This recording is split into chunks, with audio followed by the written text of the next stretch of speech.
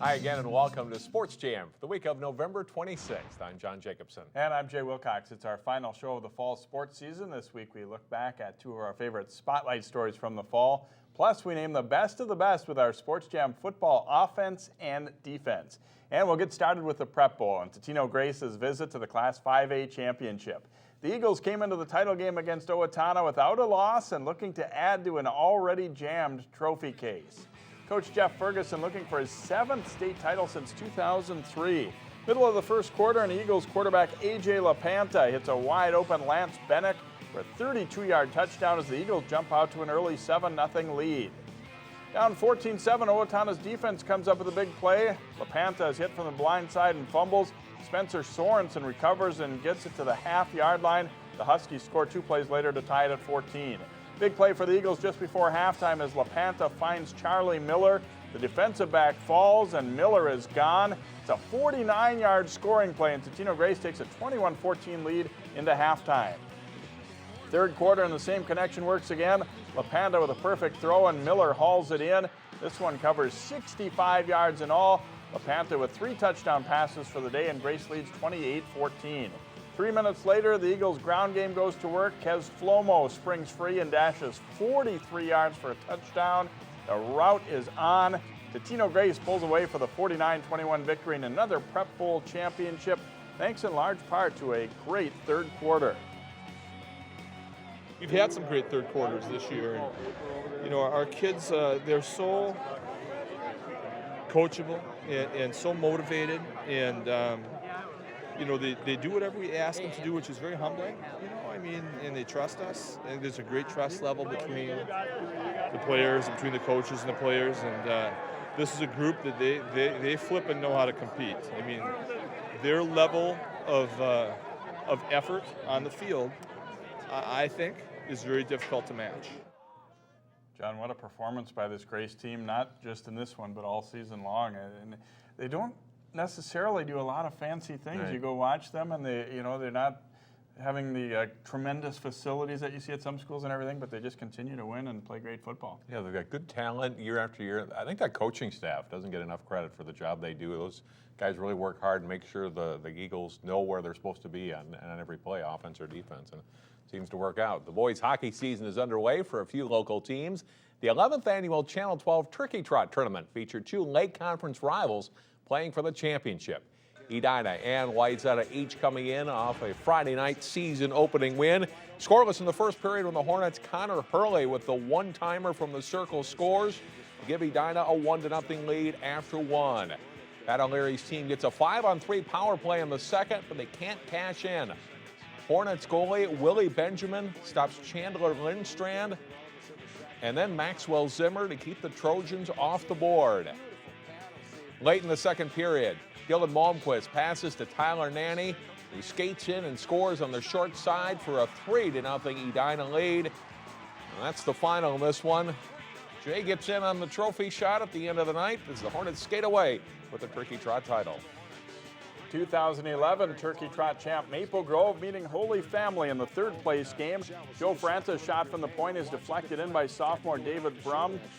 Gary Stefano and the Crimson lead this one 1-0 after the opening period. But Holy Family is an up-and-coming program. On a 5-on-3, Ryan Swanson sneaks the shot through from the high slot as the Fire ties it up at 1-1. And watch the pass here from Dylan Wolf right on the tape of Garrett Riebling. Riebling tucks it away on the breakaway, and Holy Family leads it 2-1 after 2 periods. Early in the third, John Peterson sends it across to Shane Gersich for the goal, and Holy Family stretches the lead to 3-1. Peterson and Gersich are both just sophomores. After another Fire goal, Sam Valerius works the give and go with Nate Erickson and tips it home. But Maple Grove starts the season at 0-2 after falling 5-2 to Holy Family in the third place game. And John, in girls hockey, Armstrong Cooper wins the New Prague tournament. And also Hopkins won the Maple Grove tournament, with host Maple Grove taking third, and Benilde St. Margaret's beat Breck in the championship game of the Cake Eater tournament down in Edina. There's more to come here on Sports Jam, including more football. After the break, Jay and I name the 2012 Sports Jam All-Area teams on offense and defense.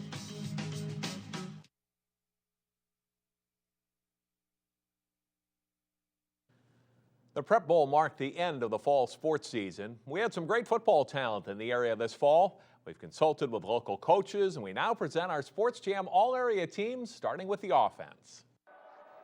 We'll start with the big men up front who move our offense. Wyzetta's number 76, Chandler Wright, is a dominant first-level blocker. Coach Brad Anderson said the Division I recruit is as strong as any lineman the Trojans have had. Wright was named first-team All-Metro. Often working in tandem with Wright on the left side of Wyzetta's offensive line was number 79, Jason Otto. A solid tackle with great technique who always takes good angles, Otto helped the Trojans rush for over 2,000 yards this season. Providence Academy's number 71, Michael Warren, is another Division I recruit and first-team All-Metro lineman. A two-way starter for the Lions, the 6'4", 275-pound Warren possesses an amazing combination of size and speed. Maple Grove's number 70, Eric Olson, was a two-year starter for the Crimson offensive line. Coach Matt Lombardi says Olson has great feet and is a nonstop blocker who is the Crimson's best pass protector and has the ability to play in college. Totino-Grace's number 78, John Benarchik, is the third first-team All-Metro guy in our O-line. Eagles coach Jeff Ferguson says the 6'3", 275-pound senior is a hard-nosed tackle who never gets outworked. He's also agile enough to get off the line and get blocks downfield. Our quarterbacks include Hopkins' number 15, J.T. Den Hartog. The senior threw for 16 touchdowns and nearly 1,700 yards this fall, while also rushing for 580 yards and 7 scores. Den Hartog accounted for 74% of the Royals' offense and was nominated by the Lake coaches as the conference's Mr. Football nominee. Champlin Park's number 3, Trevor Garrison, was another dual-threat quarterback. The senior threw for over 1,100 yards with 11 touchdown passes, but was a dangerous runner too, rushing for nearly 700 yards and 7 touchdowns. He was named All-Northwest Suburban Conference. Our running backs include Osseo's do-it-all player number 34, Bridge Tussler. The Star Tribune's Metro Player of the Year rushed for 1,173 yards and 16 touchdowns, while also catching 18 passes for 243 yards and 3 more scores. Bridge was also a dangerous punt return man for the Orioles, scoring twice, and for good measure picked off 8 passes on defense. Cooper's number 33, Billy Kellogg, was the Hawks' leading rusher in 2012. Kellogg ran for 1,615 yards with 19 touchdowns and averaged nearly 8 yards per carry. He also scored 9 two-point conversions for the Hawks and played safety on defense. He was named second-team All-Metro. Park Center's number 5, Antoine Scott, was a dynamic playmaker for a team that went winless in the Northwest Suburban Conference. A tough runner who often had to find his own holes, Scott finished the season with 888 yards and 4 touchdowns and was an all-conference player for the Pirates. Wyzetta's number 1, Jeff Borchard, played both wide receiver and running back for the Trojans this fall. He became the team's primary running back after Mitch Underhill went down with an injury. Borchard finished the season with 632 yards rushing and 255 yards receiving, both team highs. He scored 14 total touchdowns. Our wide receivers include Maple Grove's number 19, Jake Winicky. The 6'4" senior is often a mismatch for defensive backs. The first-team All-Metro pick finished the season with 53 receptions for 1,330 yards, a whopping 25 yards per catch, and 13 touchdowns, scoring at least 1 TD in every game he played. Maple Grove's number 10, Bryson Woida, complimented Winicky in the Crimson passing game. A do-everything guy for Maple Grove, Woida caught 59 passes for over 700 yards, rushed for 167 yards, averaged nearly 10 yards per punt return, and picked off 3 passes. Firing, and it's intercepted. This one looks like it could go for the touchdown. Woida takes it, and he is gone. Woida also doubles as our place kicker, making 5 field goals on the season. Champlin Park's number 22, Bryce Marquardt, was the Rebels' top receiver in 2012. Marquardt caught 44 passes for 712 yards, averaging over 16 yards per reception. The All-Northwest Suburban Conference player caught a touchdown pass in 9 of Champlin Park's 10 games. Finally, we'll take Cooper's number 6, Ashante Payne, as an athlete. The running back and linebacker ran for 1,332 yards with 18 touchdowns while averaging over 11 yards per carry. Payne is our kick returner, too. Ashante returned 2 kickoffs for scores for the Section 6-4A runner-up Hawks. Payne is the kicker to beat. He's off to the races. He's gonna go the distance. It's an explosive group, the 2012 Sports Jam offense. And these guys had good years too. Here are the honorable mention selections for offense.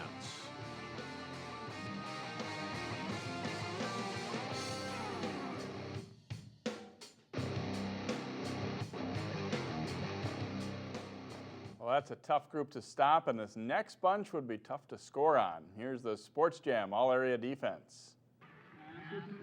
We'll start our tough defense on the line. Rakeem Felder, who wore number 44 and number 70 at times for Osseo, is one of the most dominant linemen Orioles coach Darren Lamkers had. 6'2", 235-pounder Felder had 11 tackles for loss and 7 sacks, with 44 total tackles. Number 50 nose guard Joey Schiller of Totino-Grace is a big reason the Eagles are in the Prep Bowl. An ornery 6'1", 215-pounder, All-Metro pick Schiller entered the title game with 86 tackles. Wayzata's number 11 Drew Greeley is a junior who's a little bigger than the Trojans' usual smallish defensive lineman at 6'3", 220. Greeley had 49 tackles, 7.5 tackles for loss, 2 forced fumbles, and 2.5 sacks for a good Trojans defense. A great group of linebackers includes number 17 Troy Cray of Osseo. A speedy physical defender, Cray had 103 tackles, 12 tackles for loss, along with 9 sacks, 2 forced fumbles, and 2 recoveries. He also excelled on offense as a part-time running back. Number 31 Chris Whipson of Wayzata is another in a long line of impressive Trojans linebackers. The Gopher recruit and All-Metro pick had 62 tackles, 5 tackles for loss, and 3 forced fumbles before a knee injury ended his season in the playoffs.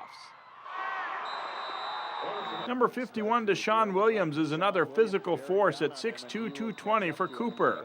Williams was in on 156 total tackles, with 4 forced fumbles, 4 sacks, and 2 safeties. He was the Hawks' co-MVP on defense. Number 12 Curtis Maddox of Totino-Grace is all over the place for the Eagles. A first-team All-Metro selection, Maddox entered the Prep Bowl with a team-high 140 tackles, with 2 interceptions and 3 fumble recoveries. Number 10, Daniel Davis of Wayzata was a big play guy for the Trojans. He had an amazing 19.5 tackles for loss, with 7 sacks, 7 pass breakups, 4 forced fumbles, and 72 tackles in all. And it's batted away, and it's Davis. Rounding out our linebacker group is junior Emmanuel Erich, number 20 for Maple Grove. Erich contributed in a big way to a conference title for the Crimson with 114 total tackles and 3 interceptions. In the secondary, number 2 Malik Rucker of Cooper is a big hitter against the run who can cover 2. Iowa recruit Rucker had 2 interceptions, and watch him strip the ball here. He had 69 total tackles while sharing team defensive MVP honors. Number 24 Chris Pearson of Wayzata is another ball hawk. Pearson picked off 5 passes for the state semifinalist Trojans, with 9 pass breakups and 14 passes defensed. He was huge on special teams with 3 blocked punts. Number 24 of the Trojans, that's Chris Pearson. Number 13 Tyler Field of Maple Grove patrolled the secondary well as a free safety. Field was in on 99 stops and had 1 interception and 1 forced fumble. Field with a great interception for the Crimson. Number 1 Zach Marie of Hopkins is a good receiver and safety. Defensively, he had 44 tackles in all with 2 forced fumbles and 2 interceptions for the Royals. Zach Marie picks it off at the 4. Our punter is Chris Rozek of Hopkins. The All-Lake Conference pick averaged 36.6 per boot for the Royals. It's an impressive bunch, the Sports Jam All-Area Defense. And here are the honorable mention picks for football on defense.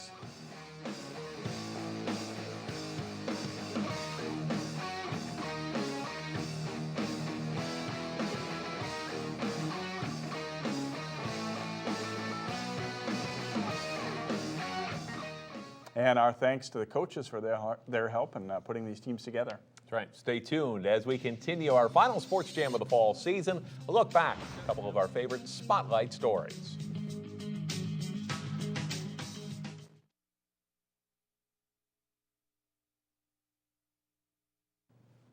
As we head into winter sports, we take a look back at two of our Sports Jam Spotlight stories from the fall sports season, including the long journey of a young man from Western Africa who's feeling right at home here in Minnesota. He's a special talent on a team enjoying a special season. Park Center's number 14, Francis Caroma, is something else to watch. He does things on a bad day I'll never be able to do on a good day.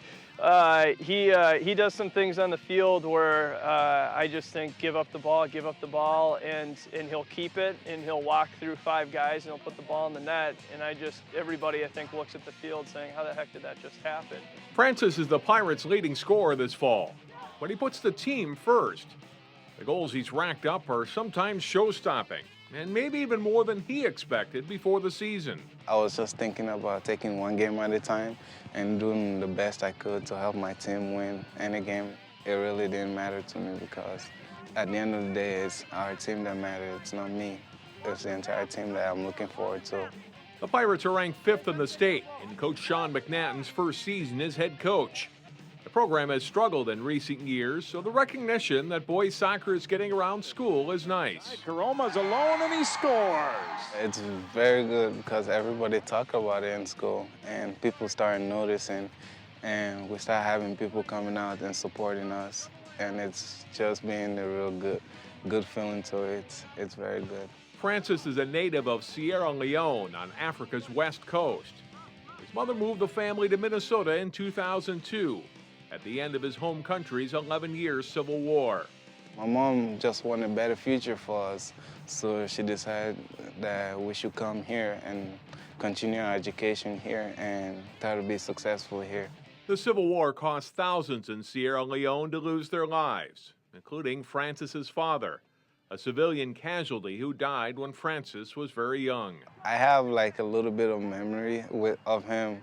Like, my most favorite memory of him is when at night I always sit with him and watching the sky and watching the star at night and sitting on his lap. That was the best memory of them all for me.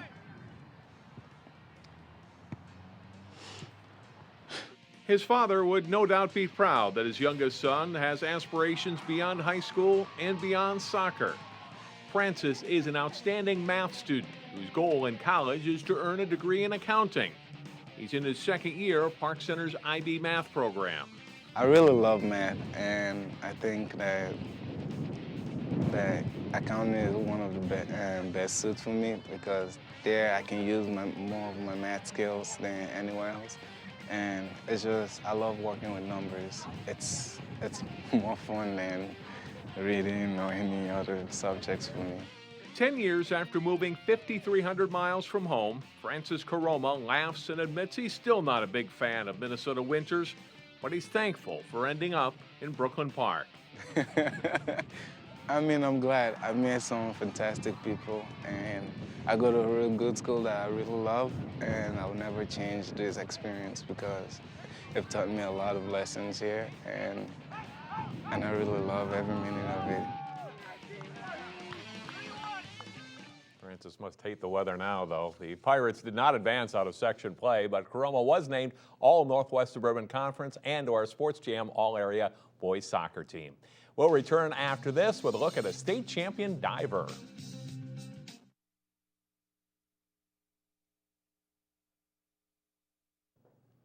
Well, the diving portion of the swimming and diving season sometimes gets overlooked. A Maple Grove senior diver, Lexi Tenenbaum, had quite a season. Jason Malillo caught up with Tenenbaum for a spotlight story right before the state meet.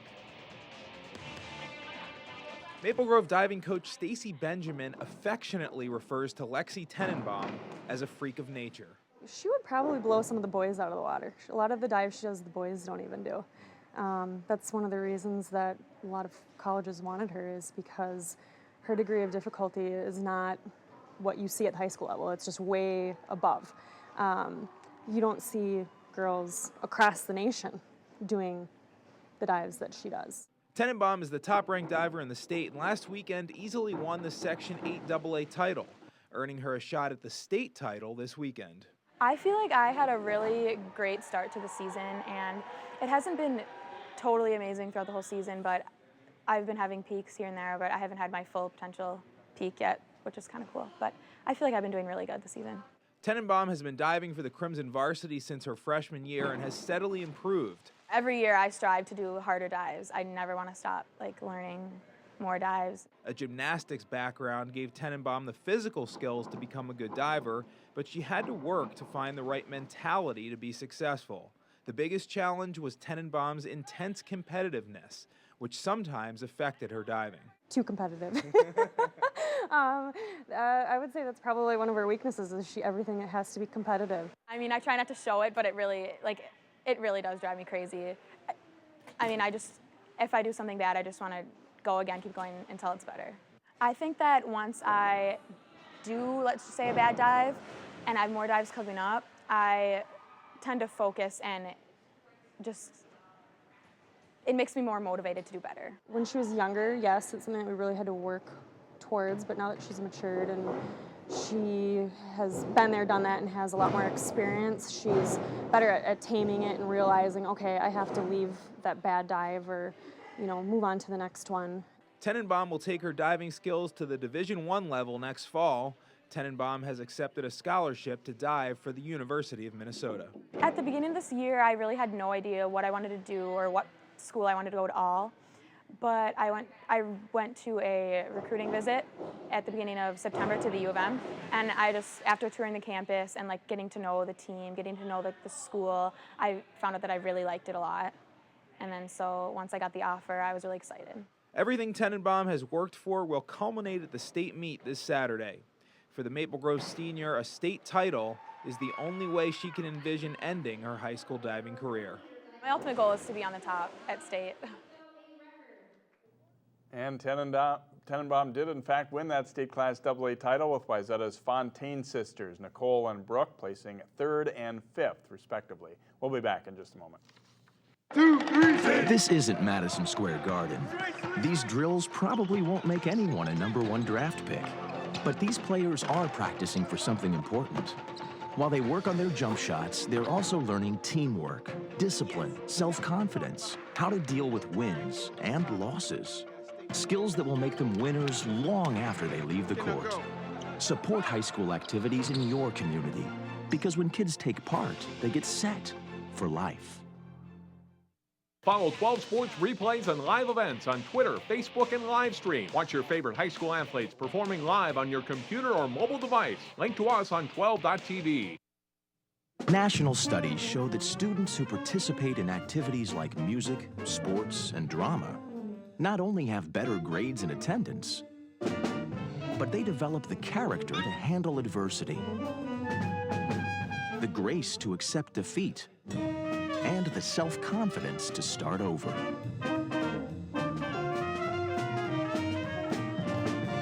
Take part. Get set for life. Our game of the week is our season opener for girls basketball. It's also the first game of the year for both Cooper and Park Center. The Hawks and the Pirates tip off at 7 o'clock Tuesday night at Park Center. You can watch the game live on the web through livestream.com. It's here on Channel 12 Wednesday at 8:30 and 11 p.m. And that will do it for this week's show. The fall season is now in the books, and we'll hit the winter season in full starting next week. See you next time here on Sports Jam.